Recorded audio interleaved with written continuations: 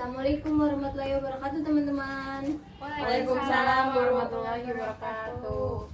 Sebelum kita melaksanakan pembelajaran hari ini, alangkah baiknya kita berdoa terlebih dahulu. Coba Lilis pimpin doa. Sebelum pembelajaran dimulai, kita berdoa menurut agama dan kepercayaan masing-masing. Berdoa dimulai. Selesai. Memberi salam. Assalamualaikum warahmatullahi wabarakatuh. Waalaikumsalam warahmatullahi wabarakatuh. Nah, sekarang saya mau absen dulu ya. Noni Fauzia, Hadir Bu. Fauzia, Hadir Bu. Rizka. Saya. Oke, hadir semua ya teman-teman. Ya. Nah, jadi di era new normal sekarang banyak sekali masyarakat Indonesia yang berolahraga menggunakan sepeda. Di sini siapa yang senang bersepeda? Saya Bu. Nah, jadi bersepeda itu membuat tubuh kita menjadi sehat. Nah, sekaligus juga berolahraga. Nah, tujuan pembelajaran kita hari ini adalah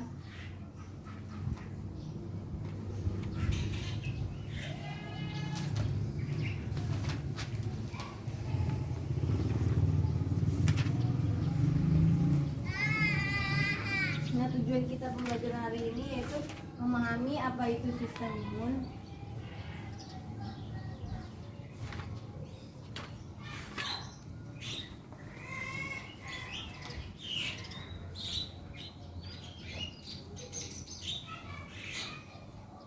Yang kedua, meningkatkan kualitas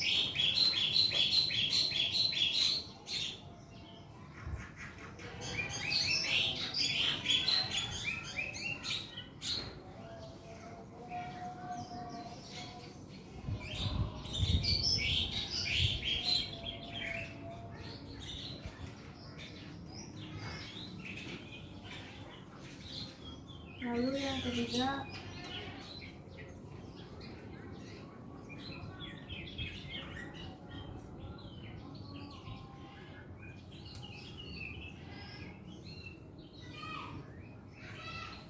jadi tujuan pembelajaran kita hari ini ada 3 ya. Yang pertama memahami apa itu sistem imun, lalu yang kedua meningkatkan kualitas kehidupan manusia yang sehat, lalu yang ketiga menjelaskan jenis penyakit yang terdapat di sistem imun. Saya mempunyai gambar berupa gambar. Ada yang bisa menjelaskan apa dari maksud gambar tersebut?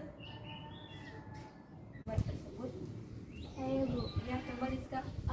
Kalau menurut saya itu gambar itu budaya hidup sehat Bu. Kalau nggak lakukan itu nanti penyebabnya jadi sakit Bu. Karena sistem kekebalan tubuhnya berkurang. Ya, selain itu ada lagi yang mau menjawab? Nah, saya Bu. Ya, Fauzia. Mungkin kalau menurut saya itu lebih kayak menjaga kekebalan tubuh kita ya Bu. Kayak di situ kan ada gambar apa sel. Terus di situ ada apa kita disuruh buat olahraga, bersepeda. Nah, baik. Jadi materi kita hari ini yaitu tentang sistem imun. Di mana sistem imun itu merupakan suatu proses pertahanan tubuh dari patogen-patogen atau virus-virus yang ada di dalam tubuh kita. Ya, benar sekali jawaban dari Rizka dan Ujibri plus dulu. Nah, jadi sistem imun itu sendiri merupakan suatu sistem organisme untuk mempertahankan tubuh dari organisme luar.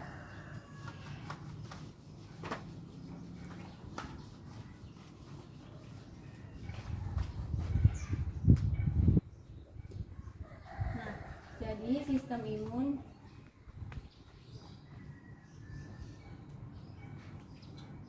itu adanya antigen dan antibodi.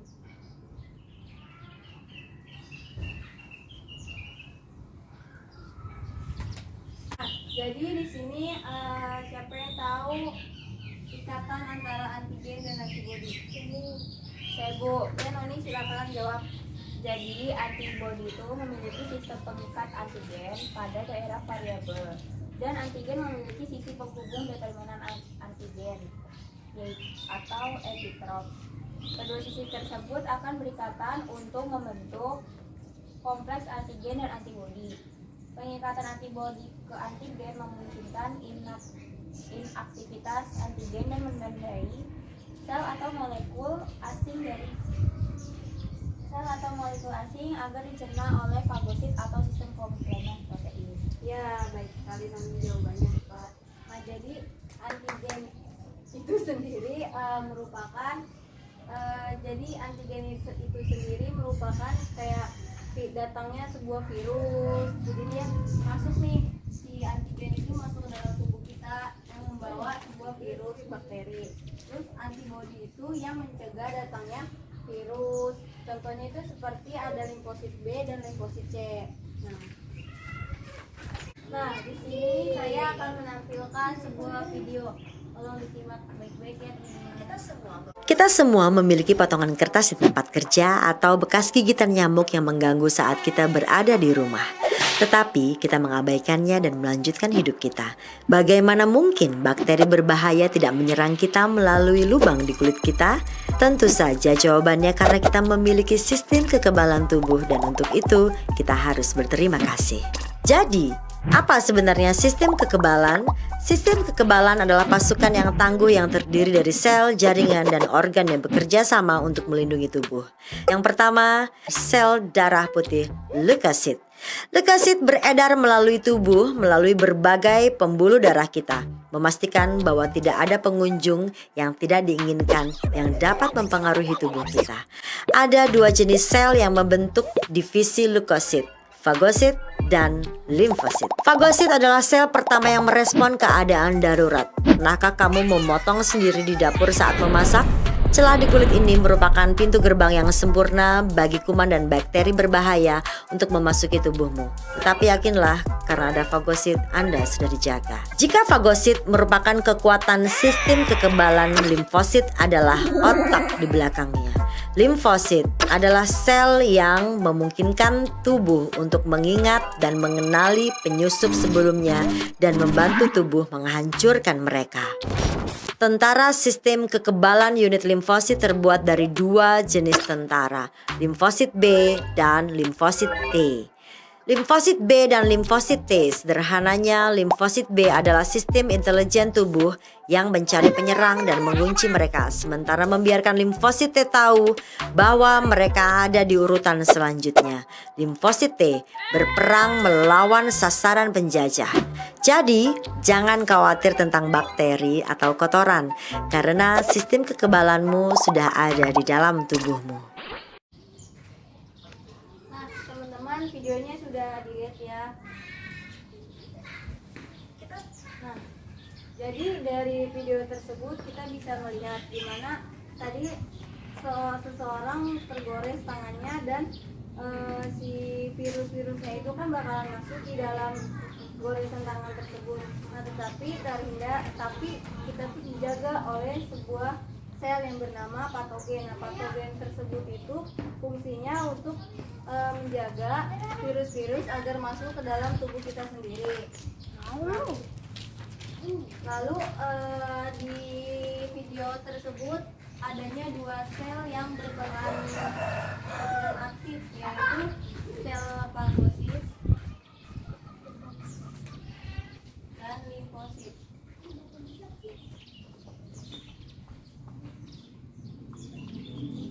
Nah, sel fagosit itu sel pertama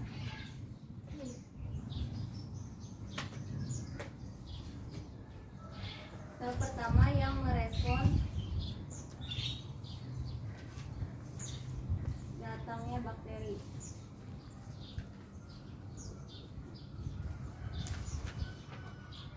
Lalu limfosit itu yang membantu untuk menyingkirkan si bakteri tersebut.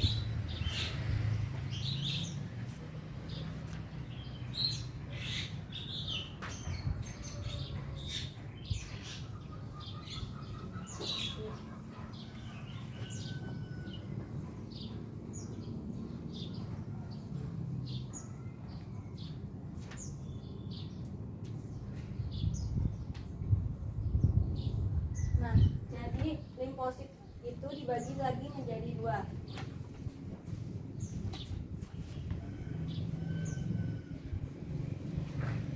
Limfosit B dan limfosit T. Nah, limfosit B itu sendiri merupakan misalnya bakteri datang, nanti dikunci oleh si limfosit B itu sendiri. Nanti setelah dikunci oleh limfosit B, nah limfosit T lah yang berperan untuk membunuh atau menghancurkan si virus tersebut. Nah, dari penjelasan yang sudah saya berikan di sini, apakah ada yang ingin ditanyakan? Saya Bu, Ya, Rizka. kalau kita ada virus kan kita udah ada limfosit gitu. Terus kenapa kita masih bisa kena virus atau bakteri gitu terus sehat? Ya, bagus sekali pertanyaan dari Rizka. Di sini siapa yang bisa menjawab pertanyaan dari Rizka? Saya Bu, Ya. mau coba jawab. Karena kekebalan dalam tubuh kita melemah, contohnya kayak kita kurang olahraga, terus kurangnya mengkonsumsi makanan-makanan sehat. Ya, bagus sekali. Bagus.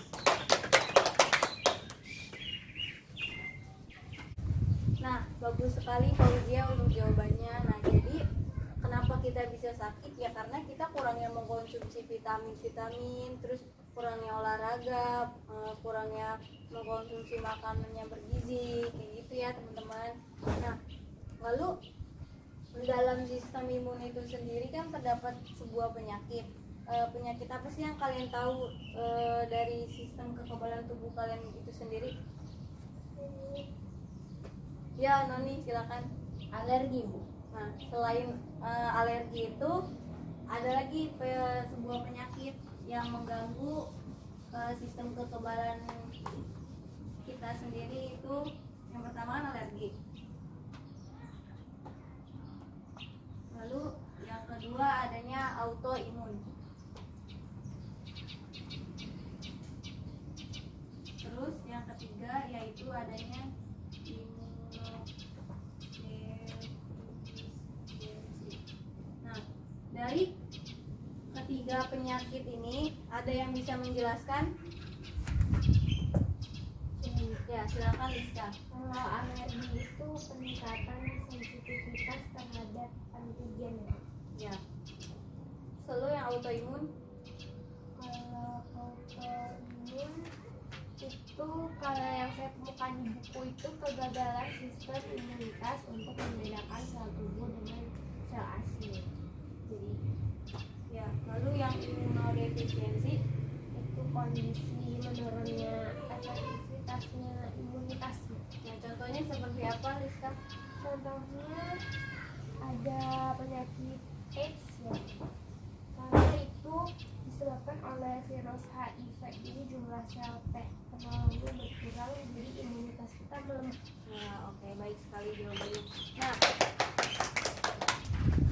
Nah, di sini saya akan membagikan beberapa lembar kerja siswa yang diisi oleh per kelompok. Nanti setiap kelompok saya beri waktu 20 menit untuk diskusi, nanti lalu dipresentasikan di depan kelas. Kasih Bu. Nah, tolong dikerjakan semaksimal mungkin ya teman-teman. Siap, Bu. Jadi diskusi hari ini kita cukupkan dulu ya teman-teman. Nah, boleh perwakilan dari kelompok silakan presentasikan di depan kelas. Ya, dari kelompok berapa Rizka? Kelompok 1. Ya, silakan presentasikan hasil diskusinya. Semangat Rizka. Terima kasih. Selamat siang teman-teman semua. Siang. Saya perwakilan dari kelompok 1 ingin menyampaikan tentang hasil diskusi kita dalam masalah yang ada di artikel yang telah diberikan Ibu Risma. Yang pertama itu kasusnya itu kalau menurut kelompok kami itu reaksi alergi yang terdapat di musim hujan atau musim kemarau. Kalau di nomor 2-nya gejalanya itu ada bersin dan batuk, sesak napas juga ada. Terus Mau menambahkan? ya Bu, Ya, silakan Noni. untuk nomor 2 dari kelompok saya juga ada hidung berair contohnya, sama bengkak pada bagian tubuh yang terpapar dengan alergen, misalnya pada wajah, mulut, lidah, dan tenggorokan. Bu, saya juga mau nambahin. Ya, silakan. Ya. Nah, kalau dari kelompok saya sih itu ada ruam kemerahan pada kulit sama gatal pada kulit yang mengalami ruam. Ya, baik. Silakan lanjut, Rizka. Kalau menurut kelompok kami nomor 3 itu penyebab dari alergi dari permasalahan di atas ini ada misalnya dari kacang atau dari gigitan serangga. Ya, ada yang mau ditambahkan lagi dari kelompok yang lain? Kalau dari kelompok saya sih itu ada debu sama kulit mati hewan peliharaan. Lanjut, sama obat-obatan dan tanaman juga bisa, Bu. Iya, bagus sekali. Lanjut, Rizka, nomor 4.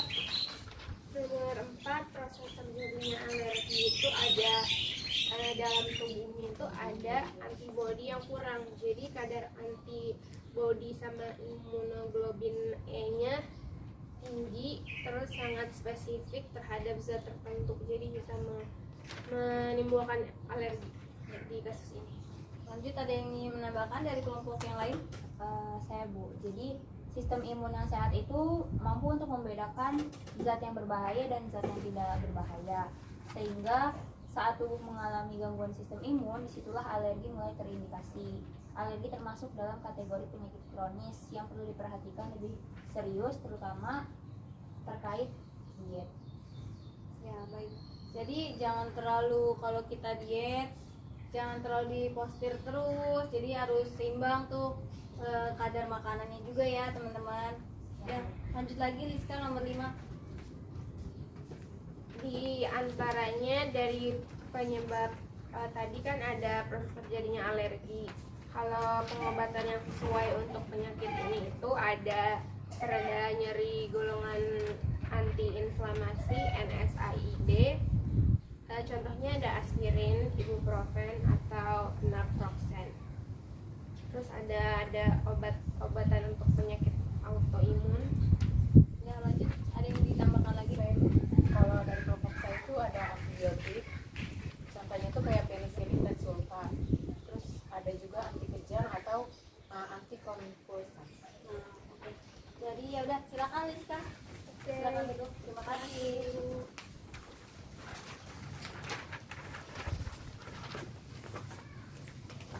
Nah, jadi kan kita sudah mengerjakan lembar kerja siswa ini. Nanti jangan lupa dikumpulkan oleh ketua kelasnya ya, teman-teman. Ya, Bu. Nah, mungkin waktu istirahat sudah tiba. Kita cukupkan terlebih dahulu materi kita hari ini, selesai sampai di sini. Saya hanya ingin mengingatkan kalian sudah kelas 11, nanti mau naik ke kelas 12. Tolong ditingkatkan lagi belajarnya, baca-baca materi-materi yang diberikan oleh guru, kayak gitu saja teman-teman. Yaudah, kita tutup pembelajaran hari ini, kurang lebihnya mohon maaf. Assalamualaikum warahmatullahi wabarakatuh. Waalaikumsalam warahmatullahi wabarakatuh. Terima kasih, Bu. Terima kasih, Bu. Terima kasih, Bu.